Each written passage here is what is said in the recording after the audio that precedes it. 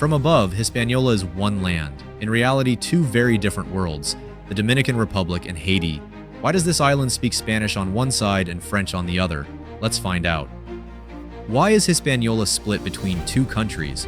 The answer lies in colonial rivalries between Spain and France. It all began in 1492, when Christopher Columbus set foot on this island, marking it for Spain.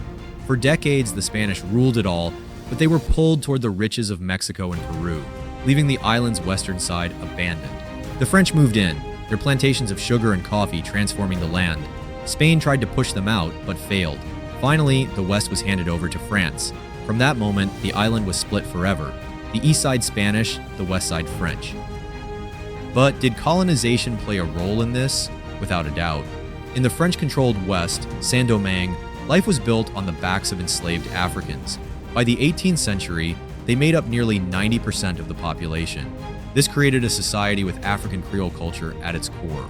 Across the border in the Spanish East, Santo Domingo grew differently. Fewer plantations meant fewer slaves, and instead, small farmers and ranchers carried on traditions rooted more deeply in European Spain. So yes, colonization didn't just draw a line on the map, but also shaped two completely different societies. How different are these two neighbors? Their populations may be nearly the same, but the contrasts are clear. In Haiti, French and Haitian Creole are spoken, while in the Dominican Republic, Spanish is the official language, reflecting a more European influence. The land itself tells a different story too.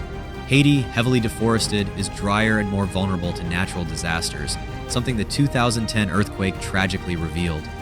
Meanwhile, the Dominican Republic's reforestation programs have made the land greener with more rainfall and with stronger infrastructure, standing more resilient when disasters strike. Which side is wealthier? You probably guessed it, the Spanish-speaking East.